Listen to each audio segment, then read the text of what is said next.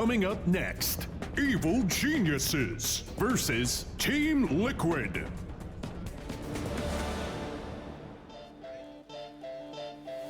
Welcome back to Bucharest for live coverage of the Bucharest Major. It is quarterfinal time once more. We've had two. We've got a third for you this afternoon, or rather nearly this evening as well here in Eastern European time. We've saved the best till last as well. It's a fantastic matchup. If it's just anything like the group stages, it's going to be terrific.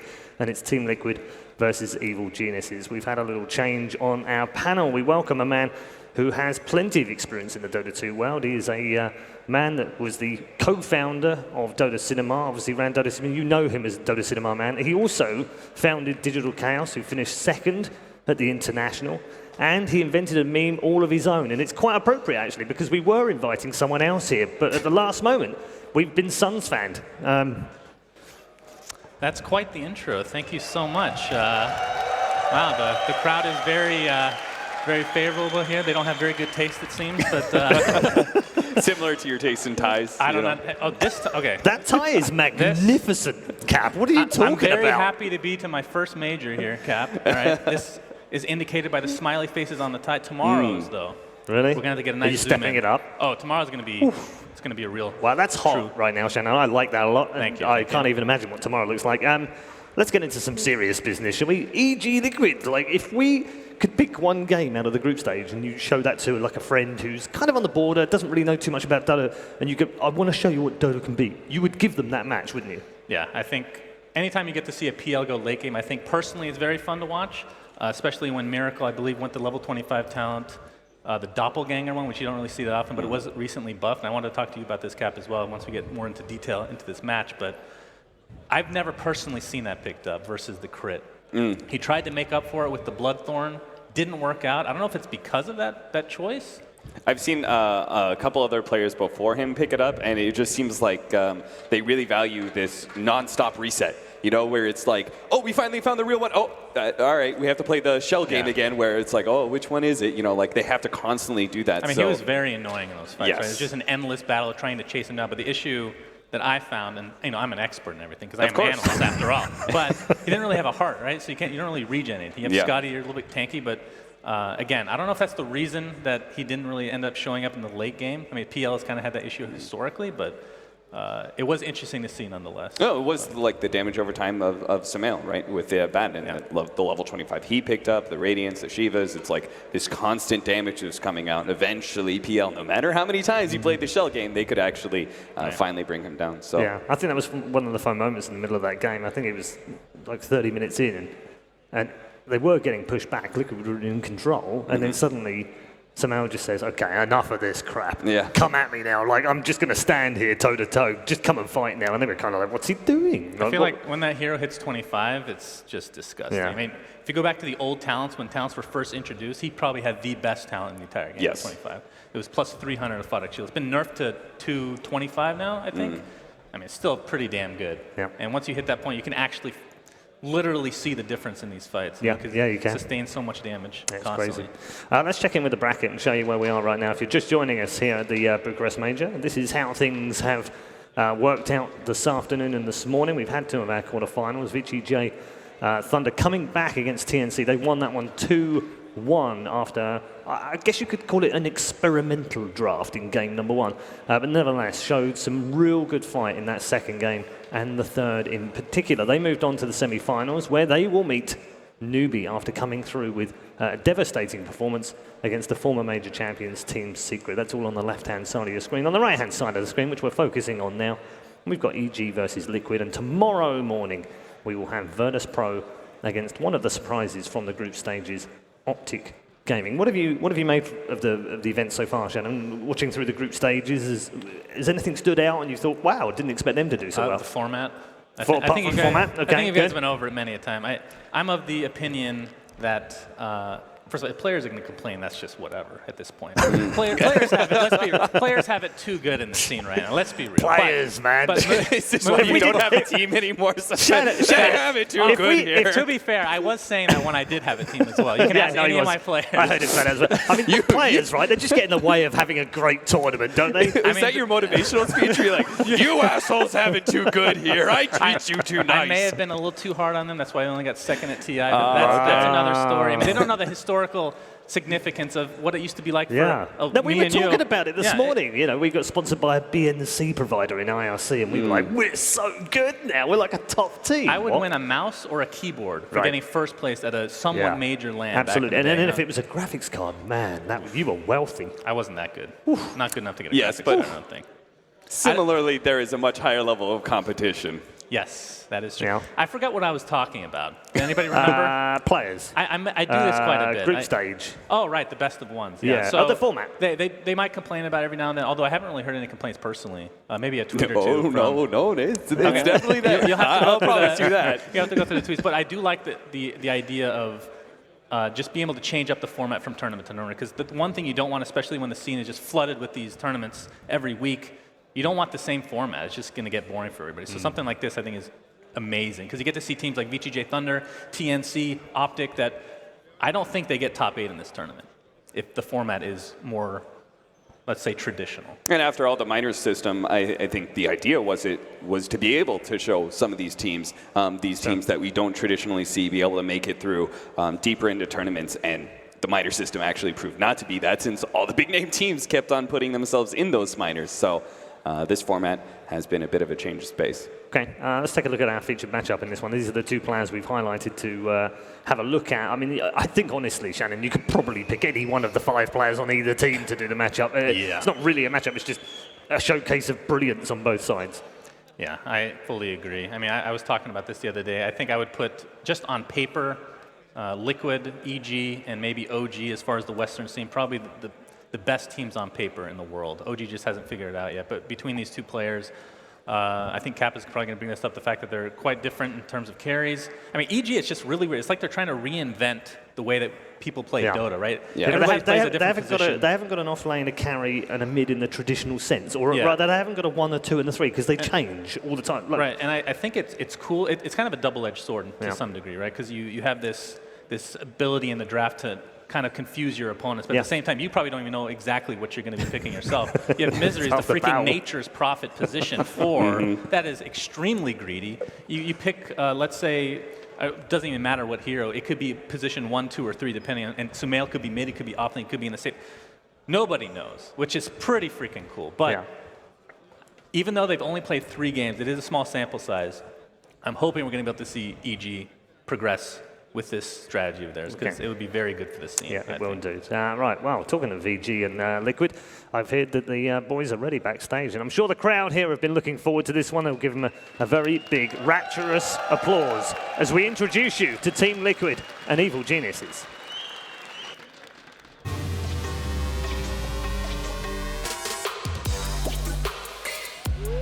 Masters of Excellence, TI7 champions. Time has not dulled their blade, but sharpened their skills. With 3 minors under their belt and TI8 on the horizon, this European direct invite is here to tear apart the competition.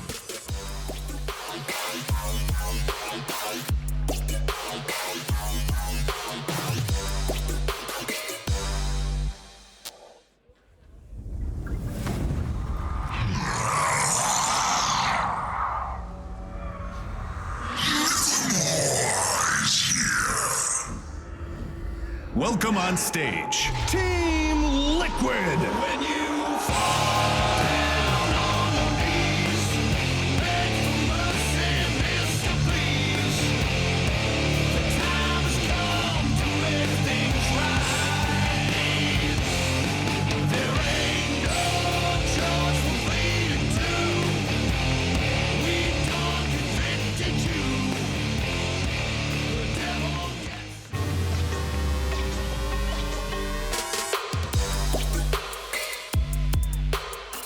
This direct invite's fearsome lineup is ready to write the next chapter.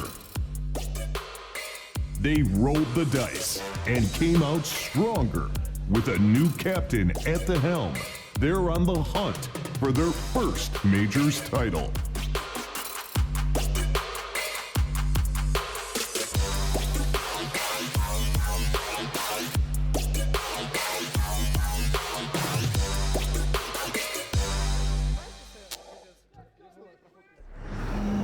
Those souls were not yours to claim, Shadow Fiend.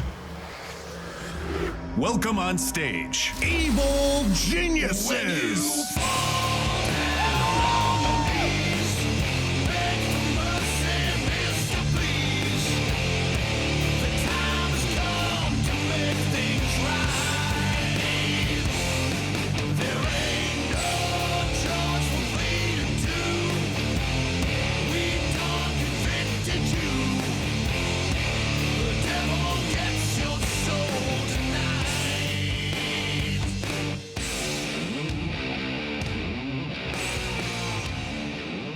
There we go then. The pleasantries are exchanged. And it's time to go to war between EG and Liquid. Very popular teams here in Romania. The crowd are very much looking forward to this one, as are we here on the desk as well. I do like some of the team intros, Cap, I have to say. They're all a little bit, because, you know, instead of the classic is Yeah, where they're kind of like jabbing against each other. Now we're actually getting a bit more, you know, they're humanized in there. There's dancing in there. I feel like, that's a great illustration of the balance that Evil Geniuses are trying to make between being able to make sure they get Sumail farm, who's very greedy, as well as Arteezy. It's a dance between the two. And sometimes it's Sumail who's going to be the one leading with his carry Abaddon. Sometimes it's going to be Arteezy, the one who has to... Can you show me those moves again? Maybe a little bit later, Paul. I'll show you. And then the contrast of Fear walking out on stage and having absolutely no idea where he is. Dude, it's the only time I ever see him confused. Literally, every time they get in game and he's brilliant, right? Put him out on the stage, he's like, what are you kids doing here? It's like there was a moment there, it was almost John Travolta-like. Yes, no, I agree, fully agree. That's the perfect meme for the situation. Indeed. However, they absolutely know what they're doing in the game. The problem they've got, if anything, is that there are still lots of deltas out there. The only way they're going to silence them, Shannon, is by beating Liquid right now, isn't it? They have some time. It's, you know, the road to TI after all. This will give them a huge boost of confidence. I think you were bringing up stats earlier, 31 and 15 since picking up Misery, which I kind of want to bring up. I don't know if this is off on a tangent or not, but I wanted to talk about. You can go off on tangents. We don't mind tangents. This is. It's not like it's a big major and there's a crowd behind you. I'm trying to reel myself in, but at the same time, I don't want to. Right. You know. But, I want to see the full Suns fan. Please go full Suns fan. No, you don't want that. But going back to the time when God, how do you even say this? What's the adjective for this? I didn't manage a player, right? I owned them, but it sounds weird to say I owned them. You know what I mean? But when Misery was on the team that I owned, he talked to me over and over about how much he hated being captain. And it's pretty, you know, pretty well documented that he does hate being a captain. But when you get the opportunity to captain EG, and people switch their positions up to try to make it work, you got to take that. Now, the question is, will that work out in the long run? That is the real question. So that's why I feel very invested in this team. Okay. Isn't there a phrase, something about the best leader is the one who's reluctant to lead, right? The one who's not greedy for power, the one's, you know, like, no, please, I don't want to be in that position, you know? But they also have many leaders in this team. They have Bulba helping them with the draft. They have Fear, who's been around forever. They've got Crit, who was the former drafter in the team. Misery obviously has been a captain before. There's plenty of leaders in this team. You got businessman Phil saying you're not allowed to wear shorts. You have to wear jeans. Really? I thought he was telling them they couldn't pick Wraith King. I think that was what I heard. No. No? Oh, okay. Have you seen Bulba? He's wearing pants sometimes. That's true. He's that man does not wear pants. I mean, he doesn't have to. I can talk about Bulba for 30 minutes. Honestly, I don't think we want to go there either. What's that we need to fill for 30 minutes? I could easily do that, no problem. But yeah, this team is very interesting, and it's kind of cool. Like you were talking about, they've had former leaders. Crit, obviously, kind of in the same position that Misery. He didn't really like the captain role very much. And I thought he was good at it as well. I think some of his drafts were great. Yeah, I mean, it goes both ways, right? Because when it gets really tough in certain situations, maybe it's not a position you're comfortable in. I know when Like in those situations, I think Misery is actually really good. He can be a rager at times, no doubt. He's very hot-headed. He doesn't seem as ragey as he used to be. When he he used to be younger. way worse. He I've heard wasn't some he? terrible stories. Let's be real. But the modern day Misery, let's call him, is much more common collecting for sure. Yeah, for sure. On the other side of things, how do Liquid approach this one, knowing what they know from the group stages? They didn't have the best group stages, went 3-2 in the end, which just sneaked through the back door into the quarterfinals themselves, and they lost to this team earlier on in the group stages. Does that leave any marks mentally? Does that leave marks on? No, I don't think so. I think Liquid are going to look back at that best one and say, look, we made some mistakes, but we probably should have still won that. They had a solid draft where they gave themselves very strong lanes. And that's one of the things, is that Evil Geniuses is quite predictable, I would say, in the kind of style that they're running. They're not going to leave Sumail in a sacrificial offlane. They're very likely going to be running Fear, maybe Lifestealer plus Rubik or something like that. Dual aggro lane.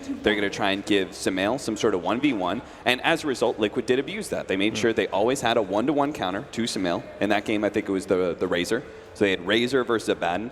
And then they just made sure that Arteezy was not able to have a good game either. So they started off in the laning phase looking really good in that best of one. Yeah, okay, into the draft we go. No major surprises in the bans. I guess this beast has been, well, the man has been a beast on the Beastmaster, and they've taken it away from them. There's some high regard from that, but both teams have some legendary IO players in them. So, again, no surprise to see the Wisp gone.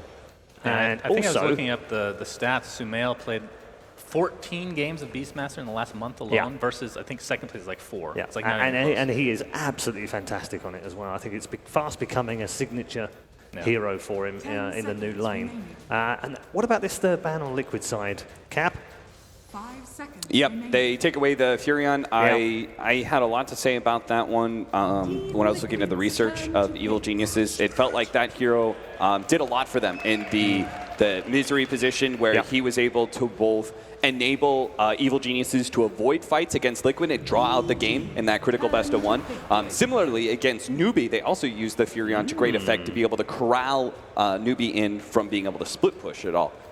So we won't see that here. Earth Spirit and Dragonite. Yeah, Dragonite's back. Where's he been?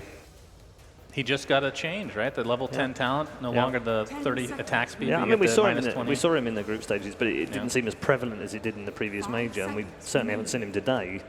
It's been all about the Luna today. Ooh, and Pugna. Is this a Sumail Pugna? Yes, I believe it is. I think the Pugna is a great matchup against the Dragonite. The Evil Geniuses have done this a number of times. Actually, I think it was... could be a Fear Pugna as well. Yeah, it's possible. Yeah. I think the last time they ran it mid against the DK when SEC was playing Dragonite. I was going to say Viper might be an additional pick. I don't know if that's too much of a hard counter to Dragonite, having 2 heroes against him, but looks like Liquid will ban him out regardless. That's a hero that Fear has played. I mean, Fear actually, I want to say, especially in this tournament in the past month, he's played by far more heroes than anybody else on his team. Yeah. When you compare him to the 1 and the 2. Because Arteezy, you know, he's got this collection of 4 or 5 heroes that he usually picks, same with Sumail, but Fear is just all over the place.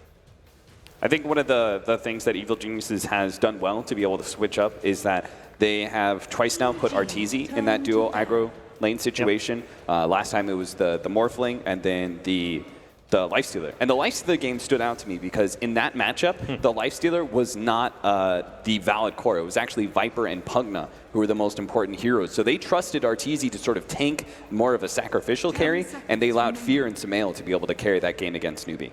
I think that's what Shannon was saying earlier on. It's just that flexibility that they have amongst their cores to play different roles and I don't know how you file draft against priorities. this team. It's great. No, exactly. I mean, they're just so flexible in the draft still. So you know the laning phase setup, but you don't necessarily know what what carry is going to be sacrificed here. You don't know who's actually going to be.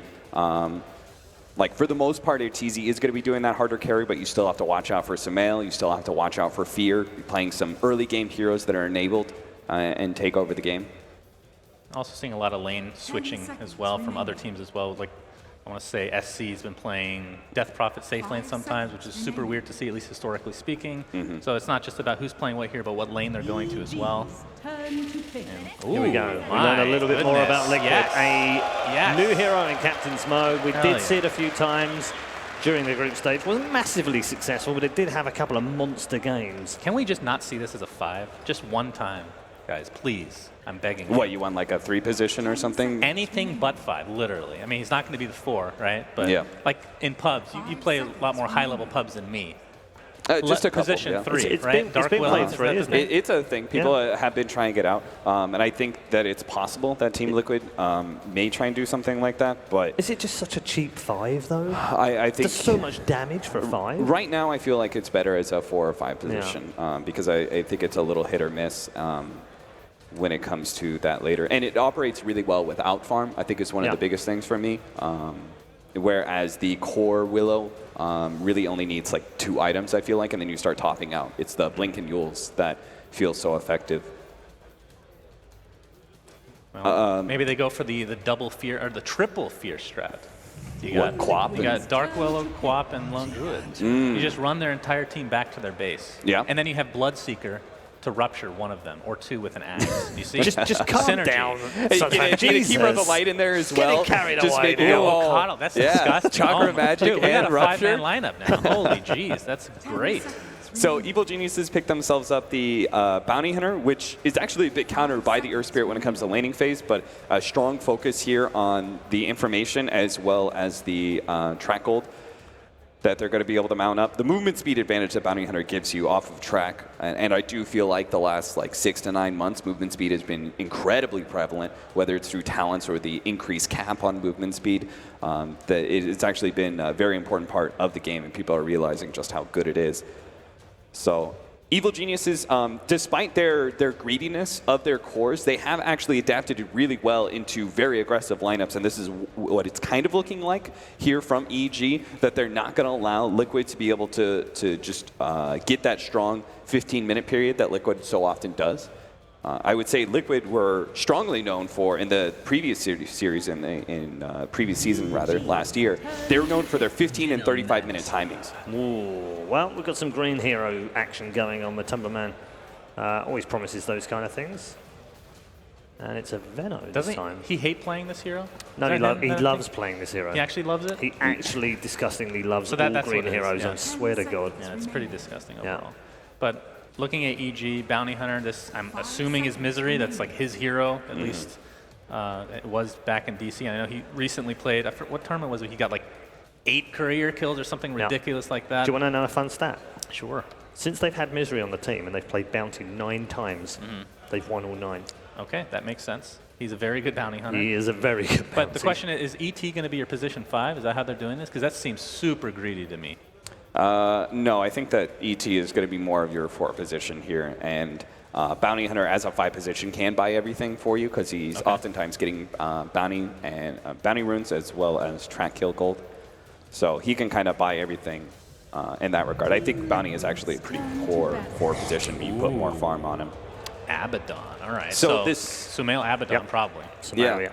This slow damage that's coming out from Team Liquid, where they have this Venomancer pickup, I think it's countered very well by the sustain that Abaddon gives you. And they already have the Pugna, which, yes, you're amplifying magic damage with the Decrepify, but it's also a hero that can use its lifesteal to be able to counteract this damage over time from the Venomancer. So I think the Venom is more just like ensuring that they do have this strong team fight and they do have very good lanes. But EG are going to try to match this up. They're going to try and get Abaddon against the Veno, where the Venomous Gale doesn't have a strong impact, just being taken away by a Photic Shield. Yeah, I mean, Photic Shield, amazing this game, not just for him as well, but I mean, Magnetize takes off, right? Dragon Tail, it's pretty value this game. But this is kind of what we're talking about with EG. They're so flexible.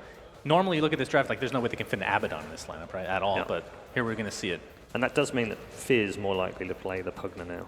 So they are Yeah. lacking quite a bit of stun. They have ET for the team fight, but almost no stun to speak of after. I mean, they have a mini stun from Shuriken, I guess, but I would expect something else to come out here with a little bit of CC. Or they could just win without stuns. I mean, we've seen that before. Yeah, I think in their matchup against Nuvi, they had 1 stun, which was Rubik. So it's entirely possible, but the matchup here is very different because Liquid have established that they are going to have a lot of early game fighting power. Both their cores in Dragonite and Venomancer do need to be able to have strong laning phases first before they really come 10 online. seconds remaining. Lifestealer was the 3rd core that EG had. They had Yeah, Pugna, which they got Viper, banned. Lifestealer. Yeah. So, and that hero matches up really well against the Venomancer in many ways. As long as you don't get Galed before Rage, other than that, everything else is better for Lifestealer. Yeah. So who's on DK for Liquid?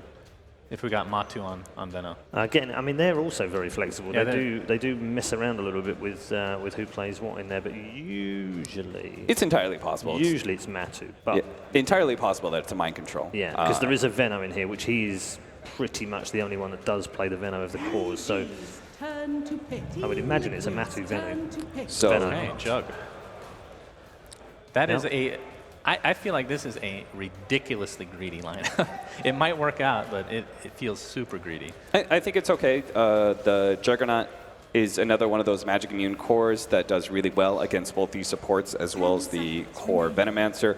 It's really good at being able to force some squishier cores to just blow certain things. So it's good versus Gyrocopter, it's good versus the Venomancer, it's good versus Luna maybe. It's like those kind of heroes that you want to just be able to get on top of them with single target focus, and they, as a result, have to do things that are a little unnatural for them. I played a huge amount of Jug, but it was 2 months ago in Genting that they last played the Jug. So they may not want to play the Phantom Lancer against the Abaddon again. Yeah. But there is a strong single target focus here, for the most part, from EG between 3 of their heroes. Here we go then. What is Miracle? Anti-Mage. Okay. I mean, AM pretty good against Abaddon, at least in the laning stage, right? And it's a Miracle AM.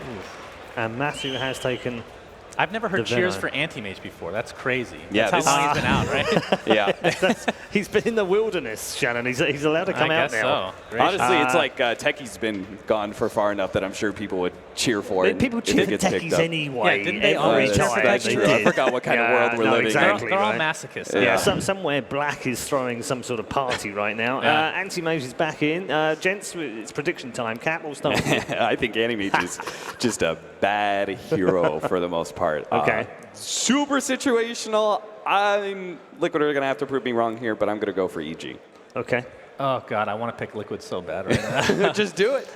Believe in your heart. Okay, let's go Liquid, guys. Okay. Dark Willow.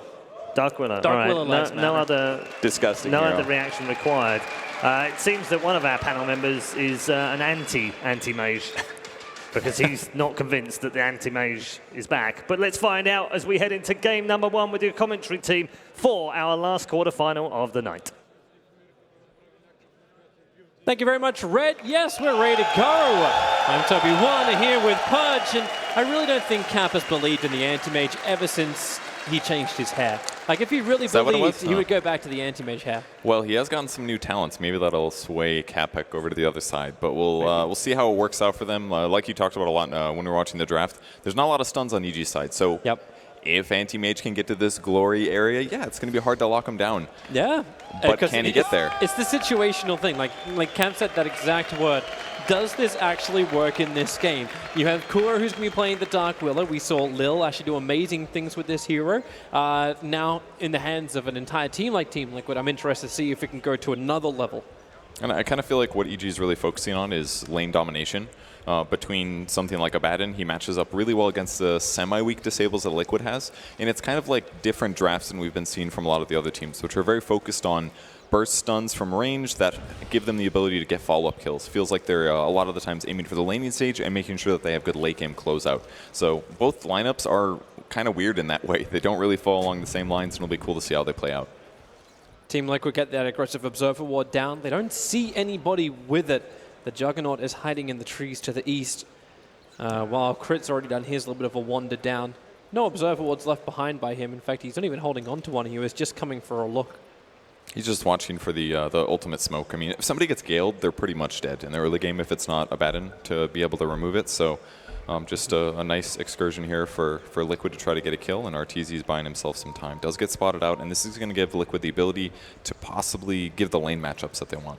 GH can easily contest this rune even just by himself, but with Miracle and Kuro behind him, life is easier. He's not too worried either way. He can always spin, and at max there'd be a couple stuns that don't last super long, so they'll be just fine. ET Spirit, yeah, you're not going to get much more out of this one, Crit. But Bounty Hunter is going to take both of the top bounty runes, so Evil Geniuses will get 3 out of the 4. So they'll be pretty happy with that, considering how passively they're playing right before the lanes push out. But the lanes are not going to be that weird. I guess Veno mid versus a Pugna should be a pretty much trade war. And then it's going to be Dragon Knight offlane by himself to start the game. That's going to be pretty tough. Yeah, that's... I suppose at least when it comes to the harassment that comes out of Misery, it's not going to be as terrible. And if things get rough, you can always just level the Dragon Blood first. But it'll only give him so much space. I think it's a better matchup. A Baden versus a Veno wouldn't have been that bad. I love the way Sumail starts this lane too. So he levels up the Curse of Advantage. He doesn't worry about the shield. Just harass Mind Control completely out of the lane. And it gives benefit to the Bounty Hunter while he chases. So he only has to hit one time, and then Bounty gets all these trade advantages while he chases. Really cool dual lane. The mid lane's also going to be a little bit of fun. Metaboman versus Fear. Decrepify isn't really that saving for Pugna. Not when he goes up against a Venomancer. And I'm interested in like the build that also comes out of Metaboman. They're going on bottom. Yep. Do they actually have an opening? It's Crit, but it's also You could get a kill here. That's a lot of life on him. There is no more extra damage from Kuro. In fact, it's GH who's in real trouble, and Crit's got the movement speed. Huge Evil place. Geniuses spilling first blood using the power of that ET. So this is the cool thing that EG did here. Liquid had to commit 3 heroes because I want to protect the Anti-Mage, but that just means more damage for Elder Titan. And right before his first Spirit ran out, he recasted it, which allows him to keep the same damage that he'd accrued before. And he dodged the Rolling Boulder and the Disable, so he was able to chase GH down. Really nice kill for Crit, and a huge win for EG considering they only have a dual lane here. Yep. And they definitely want to try and keep this lane pressured. Like, keep the supports down low. Make sure there isn't any kind of roaming support, but you know GH is going to want to do it. Rolling Boulder forward, goes right on top of Fear. Metaboman, that was a level 1 Gale with a level 1 Poison Sting, so Fear can tank through it. And the fact that Misery already started his rotation, they dropped GH down very, very low. He'll get the Dust Trigger onto Misery, but GH does not want to chase this any further. That's pretty tough for him. He just got back, and now he's out of HP again. Better than dying either way. And Sumail's just going to be doing some creep skipping here since he doesn't have any worry about dying to the Dragon Knight in this lane. So it just kind of looks like a decent lane for EG either way. And then now he's just tanking all the creeps while the creeps deal damage to the tower. We have seen Sumail be an absolute boss on this hero already in this tournament. That was the late game against the PL, which can never be forgotten. GH, you may want to keep an eye on him in that mid lane. But Tubman, here goes your Gale once more. GH with the Invis Rune is preparing, and he's set up, ready to go for the kick. Fear, low for now, and actually you don't actually have level 2 on GH. Oh. Fear just nether blasts him, and GH bit off more than he could chew. He was not scared for a second. Fear knew instantly that that's a level 1 on Earth Spirit, and he's not going to be able to get the kill on me. And it seemed like Metaboman didn't necessarily back him up fully. Might have been cooldown limited or something. But Snipe. Misery, he's going to claim that one. They left it for the Observer Ward's Rolling Boulder in by GH underneath the tower. Fear had a little bit of extra life and back into the trees. Misery's rotation in. Should be able to get a revenge kill onto GH. He'll aggro the mid lane. Up the hill, the creep wave's going to stay with him. The creep wave will turn around. One more attack from Misery. It's not going to be the icing on the cake. Fairy Fire and GH rolling boulders away. Meanwhile on bottom, the Bramble Maze out from Kuro. Trying to make life difficult for Crit, who was chasing down Miracle. And Miracle, he's preparing himself for a hard road, trying to get that Ring of Health to begin with. I mean, the road looks hard on every road here for Liquid because EG's got consistently more last hits in all of their lanes. They're up 3k gold advantage at 3 minutes 40 seconds. That's insane. That means they're just completely stomping right now, and Liquid's going to have to turn this into some kills somewhere to make this work out, but I think it's going to be a little hard. Earth Spirit is a little under-leveled, just now hitting 2. They've got a Dark Willow who doesn't really get super strong until later in the game, maybe like level 6.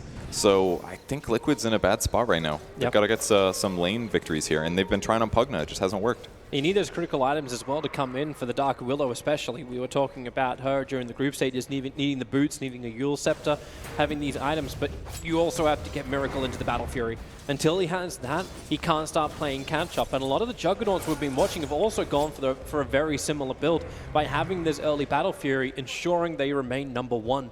And on the same side, he's still getting more last hits than Miracle, even doing super sick body blocks there to prevent Miracle from getting last hits. Like, he's got less last hits than a Dragon Knight does right now. So Miracle's in a pretty terrible position.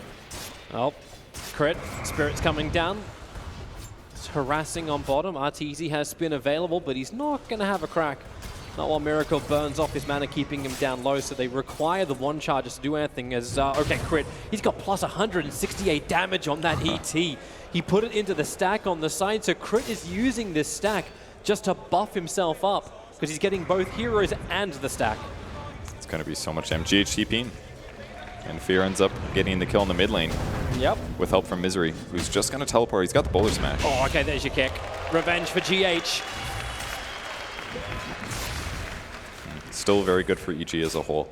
Getting a kill trade there is not bad. Yep. Bounty Hunter picks up 3 as well, so he's leveling in a good place. The small advantage is the fact that GH, who was meant to be their critical roaming hero, the one to get the kills, is now building up in levels. Downside is that Observer, what he just placed, was perfectly scouted out by evil geniuses. Looks like Crit's ready to fight once more. Running in, here comes that initial spirit, goes over Kuro, and Kuro knows it. Banishes it himself. That's 102 plus damage on Crit. Miracle does not want to get hit by this, neither does Kuro. Way too much damage and they will start to move away. Man, if they would have blocked this camp, it would have been completely different, but I don't think they're expecting to get outlaned in a 2v1 or a 2v3 situation. But because Crit just owned the early game, now every time that they come forward, he has to use Blink to escape the creep wave before he even takes damage. It's such a bad place for Miracle to be. 12 last hits on him. This is an anti-mage. They're looking to go for Crit now. The Bramble Maze is down, but that Spirit's going to walk straight back over the top of the creeps and back into himself. So the movement speed moves from 341 to 402. The damage! 14 HP, and he gets a regeneration rune. Crit's going to turn around. He's got Spirit and Stop available. Misery is keeping them entertained, and there's that movement speed once more. But underneath the Shrine, Team Liquid have the advantage, so EG will back off. What a lucky player, man. That is one of the best regens I've seen in a while. Takes a while to hit full health, but that's a trip back to base and a possible kill if they can find an opportunity here. Oh, Miracle's Misery, out of HP. They dust him. They found the opening. They need a little bit more damage. Kuro has the 2 points up in the Shadow Realm, so they have the damage available to kick, even keeping Crit away. But now GH, Crit's got plus 138, 450 movement speed. The Bramble Maze starts controlling Crit. Spirit looking for the perfect connection. It won't happen. It does clip GH, but it's still not enough damage. No more support rotating over, so Crit's high movement speed, trying to get him out, but GH, the rolling boulder kick, never gave a chance for Crit to throw the phone book at him. Just a huge save by Kuro there to land the Bramble Maze on a moving target and completely ends up with that kill opportunity. EG's still trying to make stuff happen, but either way, even if they lose some of these support trades, they're still winning the core matchups right now. Yep. The second highest last hits on Liquid side is Veno with 28, and 2 heroes on EG are in the 40s, almost approaching the 50s. With 18, like the lowest CS on the core heroes is Miracle at 18 CS. His net worth is actually below that of the ES. This is a sad situation if you're Liquid. It's probably going to be a sadder situation if this dog senses didn't tingle. Twitching in the trees, waiting. Last time they did this, they actually did it to TP out and just give some Observer wards over, but then you still got the snipe out from the bounty. And every time Miracle comes forward for a last hit, Arteezy's right-clicking him, or Elder Titan is there as well to trade hits. Bottom he doesn't lane. even have boots yet. Miracle, Crit, okay. Oh my god. Someone has to clean this stack up. They actually have to get rid of this stack in order to Who's gonna handle that, Toby? Mid lane, the Tubberman trying to actually get out. He's getting drained out by Fears, got enough life. I don't know who's going to do it. Like, Venomancer, yeah, he doesn't have any, yeah. There's not a lot of options. Like Dragon Knight with Breathe Fire 8 times or something like that is maybe one of the options, but they just simply can't deal with it. Get him a second level Dragon form, that'll do it. All right, now Mind Control and Samael are just battling against each other. You got 6 one-shots from Mind Control and a large amount of regeneration, so he triggers a Baden's borrowed time. Such perfect timing on the stun. As soon as he gets his ultimate pops, he throws the stun. If he did that any earlier, Samael would just use the ultimate and chase down. Here's the advantage. So you just have Crit. You just lose your tier 1 town. That way Crit's got so far to go to make this stack work. He's 162 bonus damage on this ET. Eventually this will turn into a stomp and spin and huge amounts of money in for RTT. GH rolling boulder kick onto the Pugna. You don't have that Gale available anymore, but maybe the Poison Sting should be enough. Fear, no, he's starting to drain out the life of GH. Staying alive, giving the Nether Blast and working with Misery to force Matumman back underneath this tier 1 tower. Oh, Fear's dead. Poison Sting does way too much damage. Level 4 on that. 2, 4, and 1. Weird skill build from Matumbo, but it works out. It gets both kills. He actually took Fear as well as Misery. A happy day if you're Matoma, but he can now buy that hood and potentially protect himself a bit more. It's really smart abuse of his skills. I mean, it does 450 damage with 1 Poison Sting, and a lot of players and heroes don't have that much regen in the early game. We talk about it heavily in the mid game and the late game, but early on, this is a nuke, just with an attack. GH is waiting to go on the bottom lane. They've got extra support coming in, but it's Kuro walking over the top of a dire Observer Ward. So Evil Geniuses fully aware of what Team Liquid is up to, seeing both of the supports. Nice. Healing Ward does get sniped out. Really cool usage of Shadow Realm there with the extra attack range bonus. Easy way to snipe the healing wards. Very smart TP out from Mind Control. Fear's rotation to the top will not net them a kill, but it will net them a tier 1 tower. Unlikely anyone from Team Liquid is capable of defending this.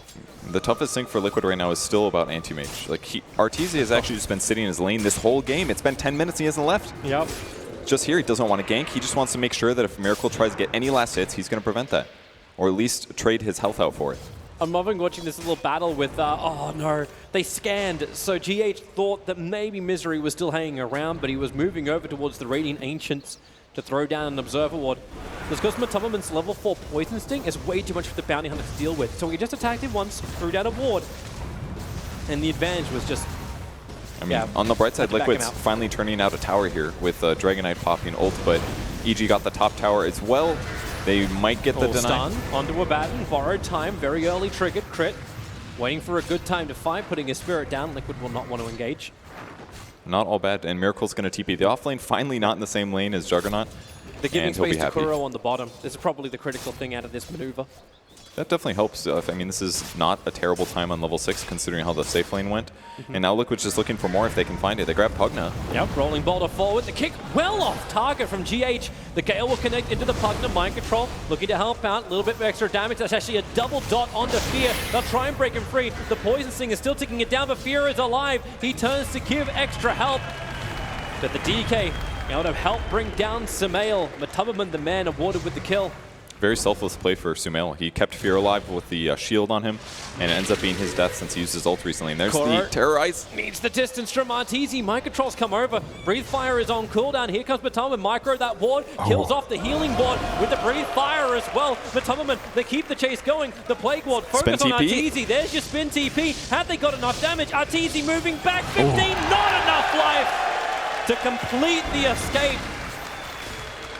Huge series of kills there. Great snipe there, and finally chasing him down, doing just enough right-click damage. Arteezy did everything he could, but they were just on top of him. And finally, I think EG's going to be forced to play a little bit more passive in their lanes. They can't necessarily be so up in front on top of their opponents, but I don't think they should be too worried because the Juggernaut has almost 2 times the net worth of the anti-mage. He's going to get a Battle Fury like the same time, if not earlier. Yeah, Miracle at least is playing some good catch-up. But it's that bottom lane, Mind Control. This is huge if they can actually claim all of this. This is so much money and experience for Team Liquid. They had the Observer Ward watching it, so they knew EG was never going to snipe this out.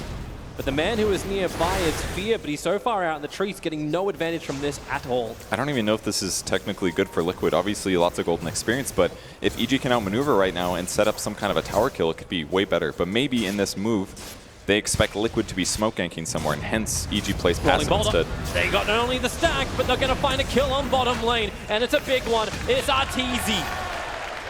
Works out great for him. And then turn it into tower attack damage. This dragon form's lasting for a while. Misery does snipe the Radiant Courier, but yeah, Liquid definitely getting back in the game. The Courier snipe will do something, but in that period, EG didn't really accomplish much. They were kind of moving around. I think they're worried about Pugna getting caught because something like a Gale is pretty simple. Fear has to TP or he needs backup, and he can't have those players sit behind him the whole time. So now it's this period where EG's cores are maybe a little less survivable in terms of, at least Pugna is, in terms of what they can do. But on the bright side, Abaddon and Jug, for the most part, are safe, but not when there's 4 heroes like that.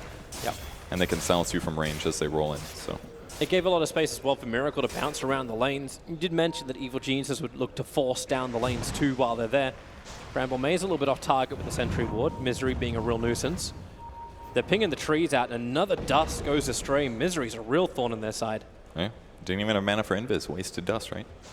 But they are preventing him from scouting their opponents. I love the wards that he's been placing too. So much pressure around the mid lane and should give them an opportunity for an opening. But it's one of the downsides to EG's lineup. When you don't have stuns, it's usually harder to get these kinds of ganks off. So you have to know where everyone is. It'll help if Liquid wants to stand their ground and fight. The Plague Ward attacks Misery. They know he's behind, but they jump in forward the Bramble. Whereas the Control actually terrorized Fear as well as Samel all the way back. But Arteezy in through the rear, right on top of the tier 1 tower. And they isolate him out. Mind Control needs more distance, needs to keep the run. He's back underneath the tier 1 tower to relative safety. Arteezy trapped in the trees. The Plague Ward, it's actually locked him in. He can't get back out again. They'll finally get rid of that healing ward. The kick, it flies straight through. It's not enough damage. The Juggernaut protected from the Shadow Realm damage. Everyone's so low. And Mind Control, a quick blink forward. He'll find one. They look for the second. It is going to be Fear Mind Control with a double kill. Samael still battling in the mid-river.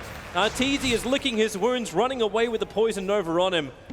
And so much pressure from EG, and ultimately they get what they wanted with the tier 1, but a really bad situation for them. Losing 2 heroes, and this whole time, Anti-Mage was off doing whatever he wants. That's the worst case scenario when you're playing against this guy, because he's just going to let him catch up.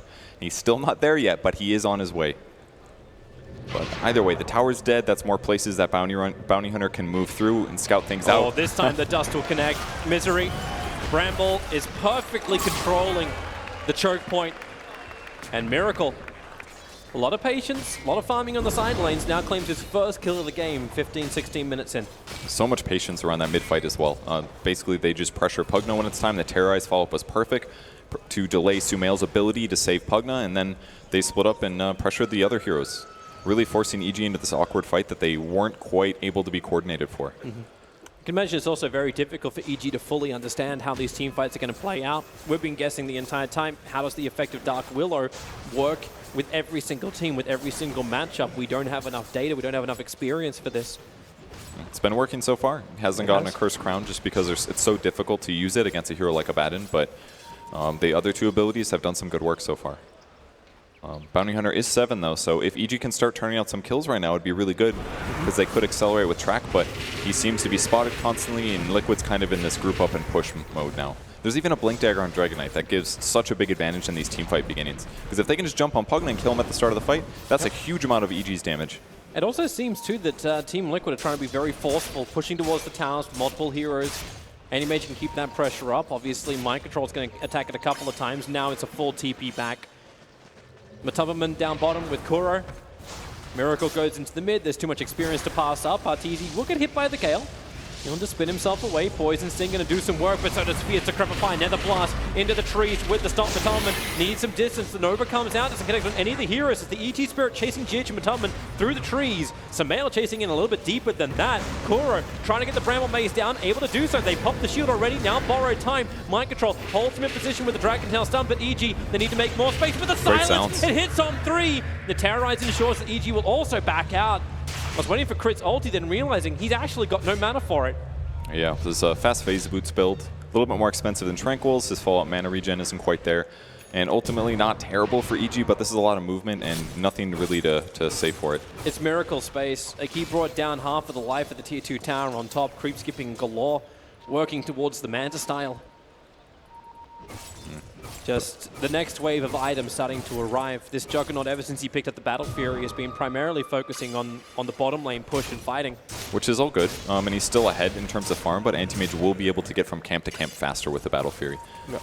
And therefore it should be better in the long run. Cheeky from Fear. Decrepify is Miracle, so he can't get the last hits on the Satyrs. Yeah, everything adds up, right? More experience for him. I mean, the faster that Pugna gets to a BKB, the better.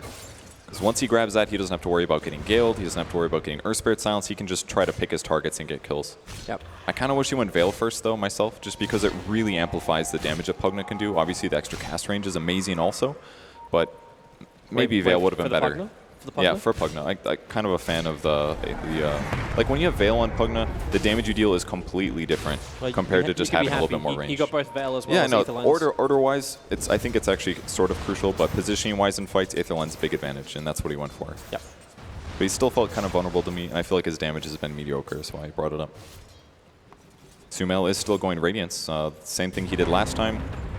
He blinks or uses Drum to try to chase down Miracle, but it's going to do some damage here, but extremely unlikely kill. He knows that, but he's just trying to prevent Miracle from being safe, feeling safe about farm. He chased a long way, give Mind Control a chance to jump back in again with a blink. Stun, GH, here comes your kick. Samel's TP will not be able to complete, but the Bramble Maze down to Samel. He'll find a path to freedom, but the Centaur coming out to stop him through 3 heroes gathered up. So the borrowed time, it'll burn, and Liquid, they were just waiting for this. Miracle's ready with the Mana Void, and he can get this kill secure, and he will in fact do that. The best revenge ever. Miracle farms in the meantime, and right when he's ready to pop, he shows up for the kill. And a little bit more acceleration. Now he's creeping up on the top network spot, still at number 3 on the anti-mage, but Arteezy's doing his best to keep the farm up for himself as well. This will keep changing too when Team Liquid add more pressure into the lanes. So you take that fight, the Dragon Form is there, Mind Control's just going to easily blink away from the delay stomp. But Arteezy, with his spin, committing to try and bring down that bottom tower, the TP out. It will be successful, but Fear is here with Mind Control, wants to go for some kind of drain, but it won't work. Not when Mind Control was there for the Dragon Tail stun. And Kuro will ensure the last hit. And they didn't even get the tower. It gets denied in the end. So, I mean, EG's getting some of this tower pressure, and yes, it's going to create some openings for Bounty Hunter, but there's not a lot of heroes on EG's side that super benefit from this. So I feel like they're going to be a little unhappy. Didn't see that one coming. Just hit high ground. He needed higher vision. He will be able to break this clarity, at least not terrible. Little vision on him. Might hurt him in the long run here. It's at least letting him know that Crit will be fine on top lane to get a little bit more farm. He's going to go for a Yule Scepter for himself. It's a pretty good choice. Help to keep himself alive if needed, or interrupt TPs, things like that. So it looks like EG are just slowing down the pace of the game for the moment. It's 14-4 in favor of Liquid. They've got a large amount of kills. Even though with that 10 kill difference, the gold advantage is still the way of EG. The experience graph, however, is a little bit more in favor of Team Liquid, moving up by 4K. Most likely just because they have so many more kills. You can always keep the farm up if you have 3 cores that are kind of hard to kill and you put them each in one lane, let them go do what they jump need. In, bottom lane, they're going to go onto Samel. Support is there, the Bramble Maze once more going down.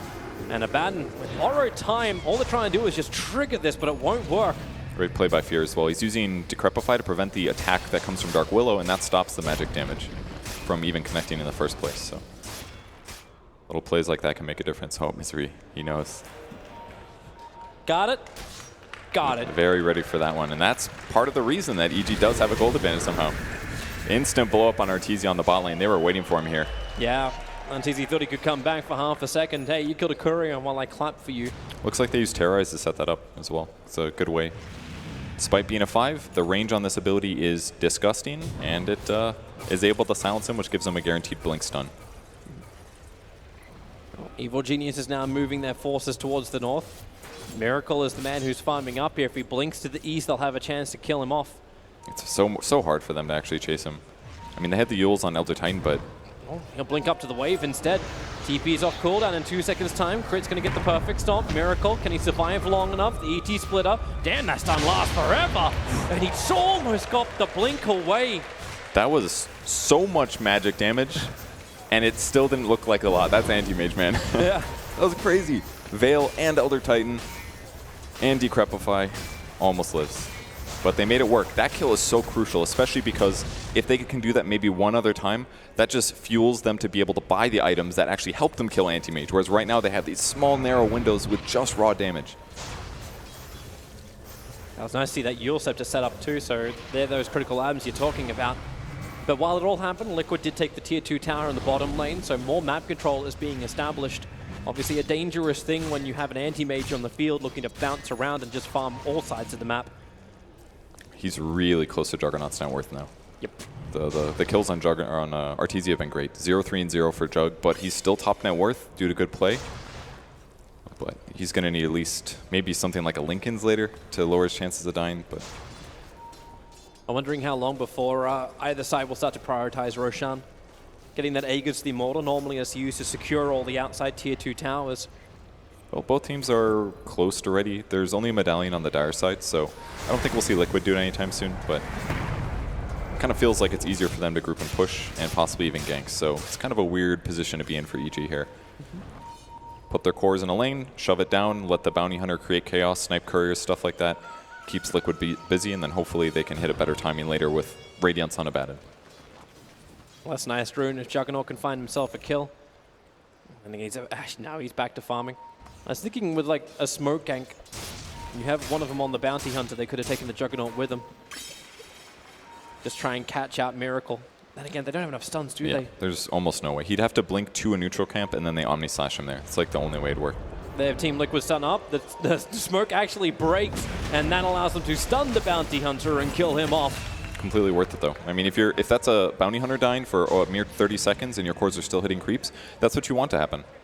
They'll try to kill Mind Control here. It's going to be close. They've got to nuke him from range. And he's got 17 one charges as well, too, plus the 4 points up in Dragon Blood.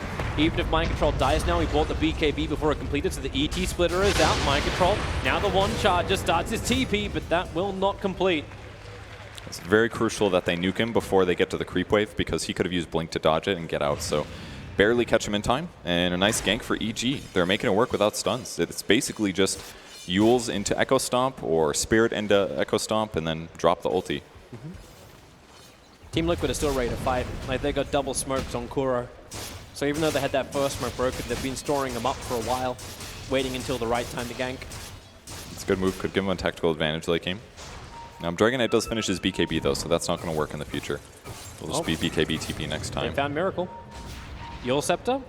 They got the vision on him, and just before the blink comes off, he's still got Mana Style, and Miracle hops it, dodges it, and burns all the mana off Misery. And the top of him was coming in to help out too. These illusions causing real problems. As EG, they can't even kill him. Very good dodge, and that's the most disgusting part. That item shouldn't reliably be able to do that, but Miracle does it every time.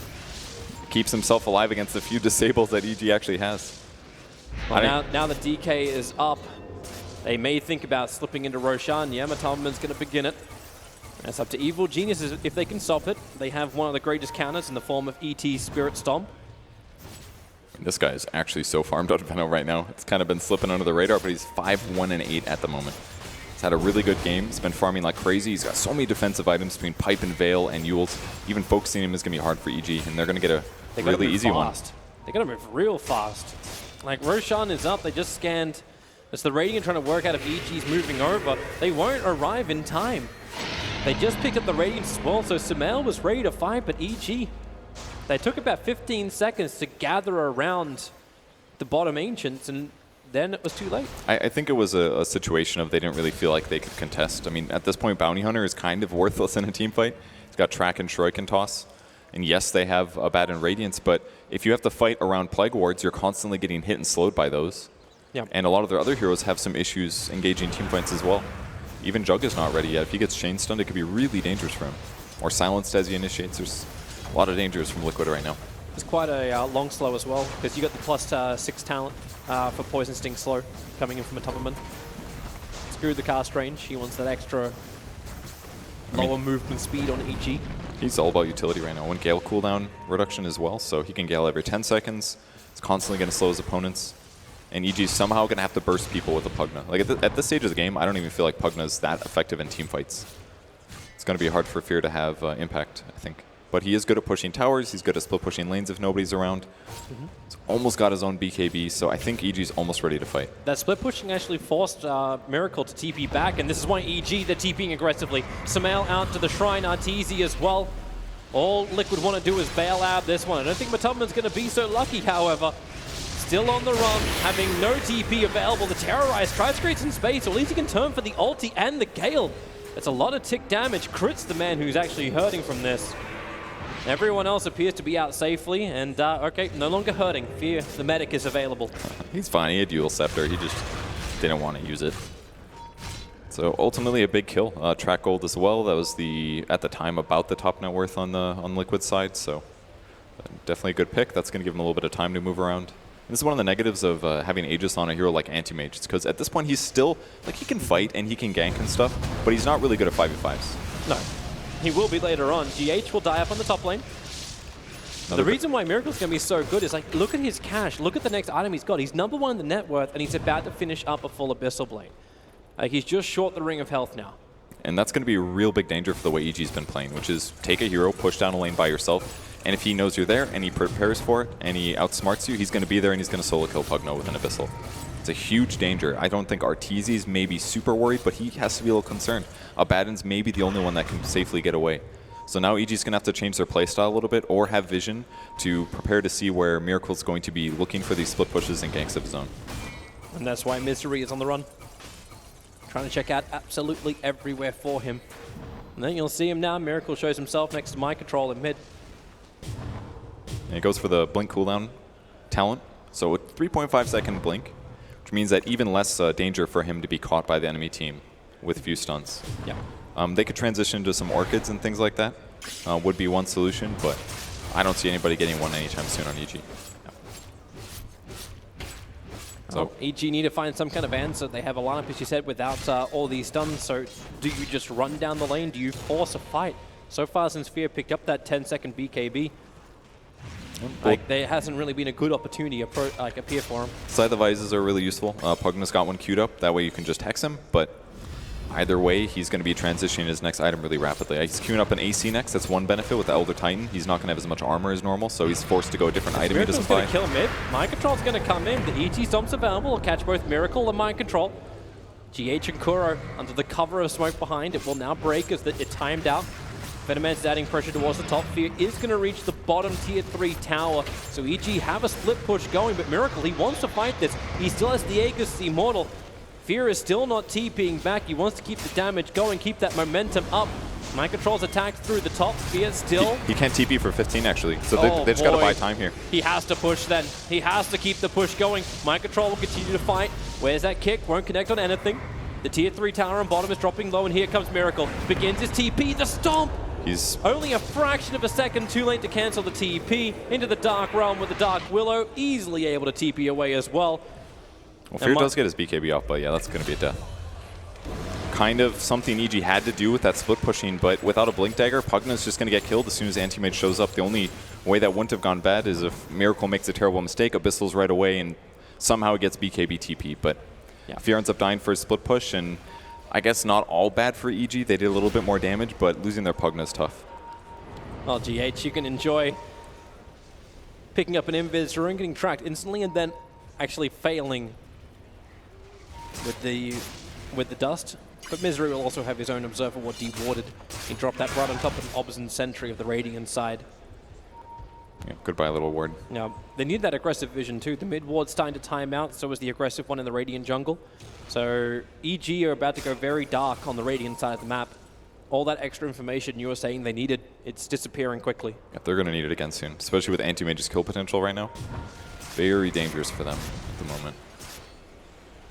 Arteezy's still getting pretty farmed, and he's picked up a Blink Dagger, which will allow him to gap close easier to get kills. So when they do finally get these disables on Anti-Mage, something like a Blink Manta Omni Slash or Blink Manta Right Click could get him a kill on this important hero. But they've got to find the opportunities. Even still, their disables are not great. Troy can toss, Elder Titan Stomp. That's basically what they're dealing with here. Well, bottom lane, there's your jump in. Miracle trying to go solo on Arteezy. Burn off most of his mana. And he just blinks away. The cooldown is so low. A little scary for Arteezy, but it's part of the reason he farmed there aggressively. They're coming in through the side, Batumba as well as Kuro that needs some extra high vision. And the Plague Ward will provide that. Nether Ward down for EG, trying to be defensive, trying to stop Batumba from just going ham. The Yule Scepter defensively from the Elder Titan. Just trying to break free of a lot of this. The Plague Wards, finally, they get through the Nether. Liquid ready to fight. The Gale will connect onto Samael. He already used his shield. He can use the second one now, but GH comes in for the kick as well as the silence, and they're into the back lines. Crit, the spill damage from Mana Void, really hurting Misery. Samael, well, they're just not targeting him. He can have all the borrowed time he wants, but now time is up. The kick from GH will hold him in position as Terrorize, even stopping the Juggernaut from really responding. He'll go down over towards Samael. Team Liquid just too good. Samael will deny himself and then buy back, because he knows the push is coming from Liquid right now. And that's about the best that they can do in that team fight. They need to initiate and kill somebody right at the start, but it was Veno being aggressive. He pops BKB, and the EG just has to run at that point. Mind Control, he's got the stun borrowed times on cooldown for 10 more seconds. The kick is nice as well, but with the buyback from both now the Abaddon as well as the Juggernaut, Team Liquid have just claimed a huge economical victory. Even the damage to the tower is not bad, so I think Liquid's sitting in a really good place right now. AC is almost done here. Just there was the initiation, Fear commits BKBs, constantly being slowed, and because of EG's position, Sumail's forced to run to the left. He just shielded himself, not able to remove Gale and get out of there. And the cool thing was, instantly, GH also silences Sumail, preventing his ultimate from being popped to defend his ally, and then it's just a chase down situation for Liquid here. Also, I feel like GH was able to be controlled. It's that quick movement that comes from the blink into Abyssal Blade. There's just no way that EG can chain the very few stuns they have. And it's going to get even worse as time goes on because he's going to grab the Spell Shield, I assume, at 25.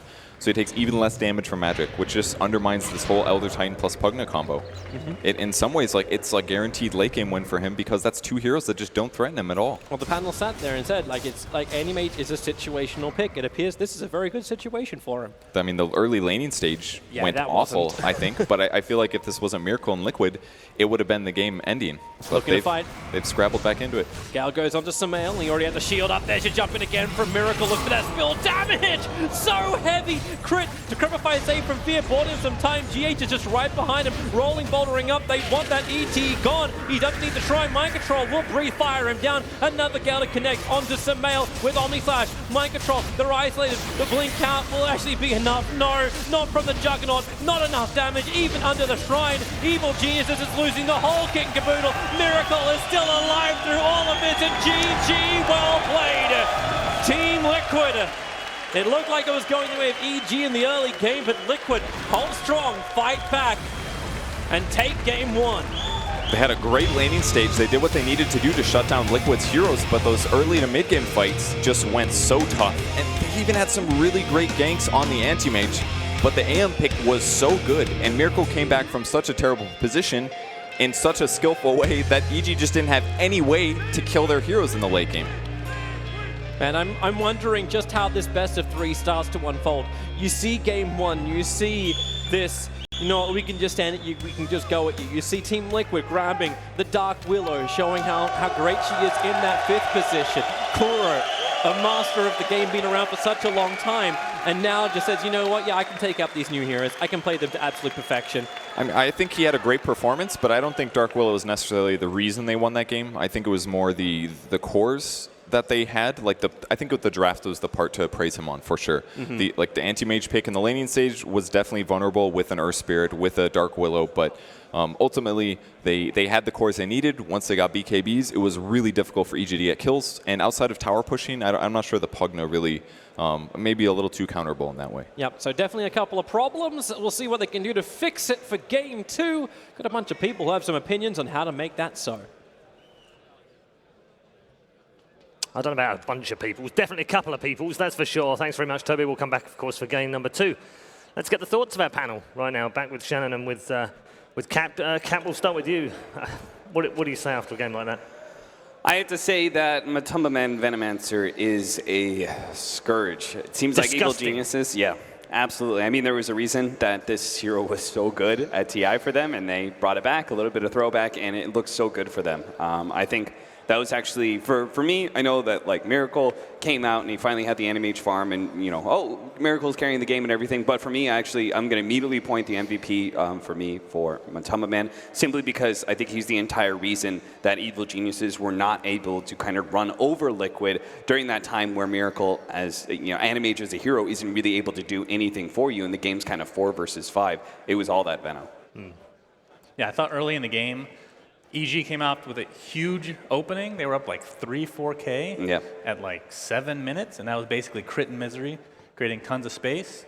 But at the end of the day, Sumail ended up feeding away a lot of kills, and I think a big part of that was the Dragon Tail was OP against EG, because this borrowed time pops, you Dragon Tail, you just wait, you surround him. It takes forever to kill, but this guy's worth a lot of money. And it was their only initiation against the Juggernaut, and they caught him a couple times thanks to that early Blink Dagger and Mind Control. They were able to kind of keep Arteezy from being able to get too far out of control as well. So I would definitely agree with you that that initiation from Mind Control played a big part in this game. Let's take a look back at some of the highlights of the game. As you both rightly pointed out, in terms of advantage, it was advantage EG in terms of the space they were creating, the money they were creating, but it was Liquid that kept racking up the kills early. Yeah. Evil Geniuses just seemed incapable of being able to find a lot of these kills, and I would kind of point to not just the Venomancer, but on the EG side, if I'm going to give anything to hit on here, it's the fact that Evil Geniuses and their kind of natural greed and wanting to be able to keep all 3 of their cores kind of in their lanes and kind of spread out and always farming. I think that played against them here where they had situations where it was definitely 4 versus 5, but very rarely did they actually try and move all their heroes down to that bottom lane and take that tier 2. I mean, that tier 2 stayed alive for so long, and it was all Matumba Man playing that very even game where you still need to stand in front of these towers. You need to be able to you need to prevent them from just being able to run in and take your tower, but you also can't overextend yourself and be an easy pickoff. He played that sort of perfect game in between and made it so there were so many times EG were baited into trying to go for that kill and failed. And some of these ganks, though, against Miracle were pretty filthy to watch, the combination from Crit and whatnot. And we saw both teams kind of swarm in a lot of ways, these ganks, like 20 minutes and beyond on these carry rolls for the opposing teams. So a lot of great execution. I thought that game ended abruptly, though. That was like, I mean, that's kind of like a Dragon Knight strat, right? You get this little tiny team fight win, you can extend it really fast, and get some racks. And of course, Anti-Mage just starting to get out of control. These Mana Voids doing a lot of work in these fights. I think Evil Geniuses had to feel pretty skeptical about their opportunities to be able to win this game post like 30 minutes. It just seemed like they hadn't really hit their timing. The Anti-Mage was coming online. There was only so much this lineup could really do to shut down an AM specifically. It's like they had that one Yule Scepter gank where they were able to get the stomp and then like 4 people just threw all their spells at him. But other than that, they didn't really have a whole lot of disables against the AM, and that is why it was such a good AM game. But the other way to counter the AM is trying to basically win that 20 to 30 minutes where AM can only farm, and it's a 4 versus 5 in many ways. Yeah, actually, I had a question on that. Why do we not see so much anti-mage these days? I feel like this game, most games, I would say you lose this game, right? Right. The AM on the team, because you're down 4K that early. How often do you see the team actually come back that quickly, too? It wasn't like this 60-minute game where eventually AM gets 6 slot or whatever, but...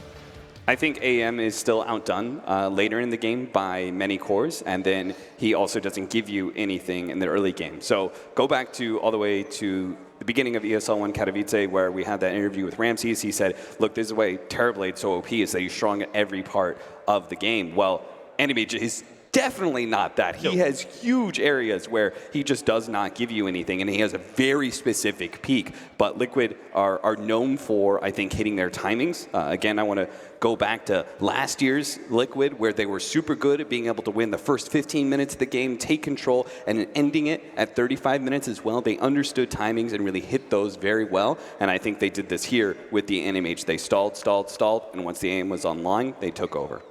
Okay, let's take a look at the scoreboard and show you how things finished in this particular game. It is, of course, game 1 of a best of 3. Still an opportunity for Evil Geniuses to come back. But that scorecard, Shannon, won't read too well for EG fans. Yeah, I'm shocked that I was right. I'm not going to lie. I bet on an AM and I won somehow. You don't say that very often these days, especially the Dark Willow in combination. But yeah, this game was like Cap was saying, Matumba Man had a lot to do with that win. I thought GH was an absolute god, though, in the first, 5 minutes. Even though they were down, he was creating a lot of space, getting these kills in mid and safe lane. GH. Except that one Invis blunder. Right. But there was one I was like, oh, you don't see that. Like, GH make that kind of, clear, misread of the situation. But the crazy thing about this, sorry, I didn't interrupt, go. The fact that he didn't even play this hero at TI. Isn't that crazy? Yeah. He did not. This was not in his repertoire at all, and he just added it after having 3 heroes that basically had to be auto banned from.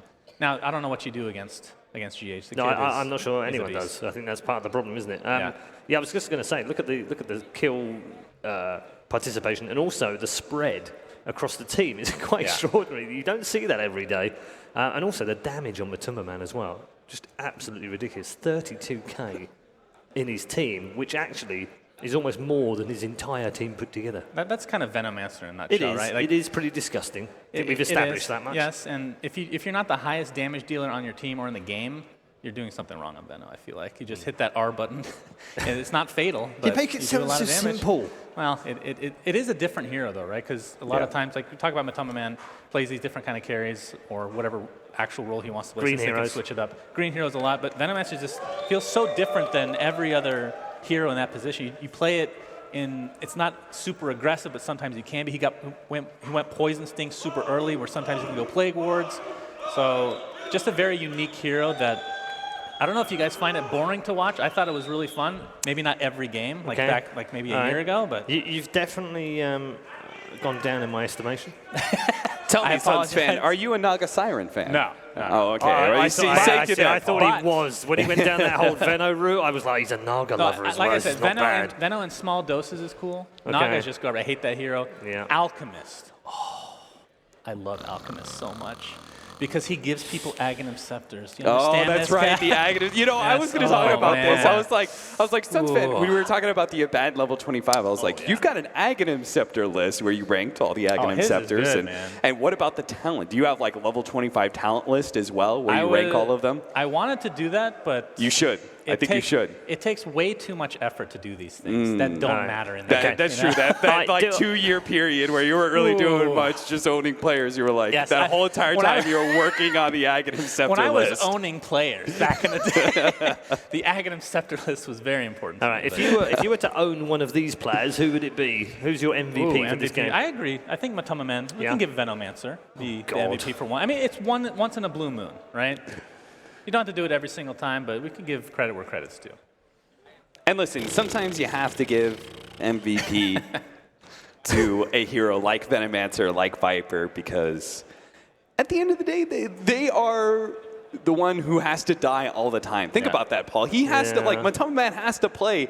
Like, think of how many times this poor guy had to play Viper all the time and, like, build Blade Mail and die all the time. No, he does not like playing Viper. I swear to God, he just likes playing all of these horrible, horrendously obnoxious heroes. Come on, Paul. Like, it's like, what equivalent am I going to make for you? You play Overwatch, right? Like, it's like you have to play some sort of, like, what's a hero that dies a lot?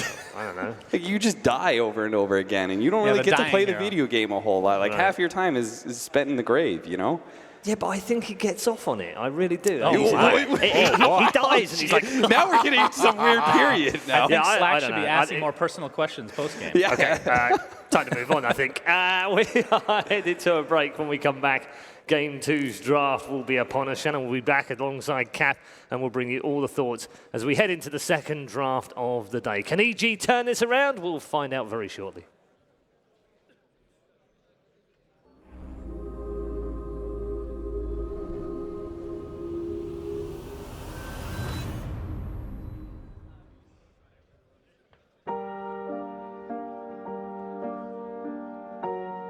Are you young and talented and think you can be the best player in the world? Do you think with a little bit of training you could be the best leader in Dota? Have other teams let you down in the past and you're looking for a fresh start? Have you not bathed in 3 weeks? Do you only purchase Battle Furies? Well, don't join my fucking team. Join Optic or Complexity if you want to play LANs for fun. EG, there's only room for the best. Ready,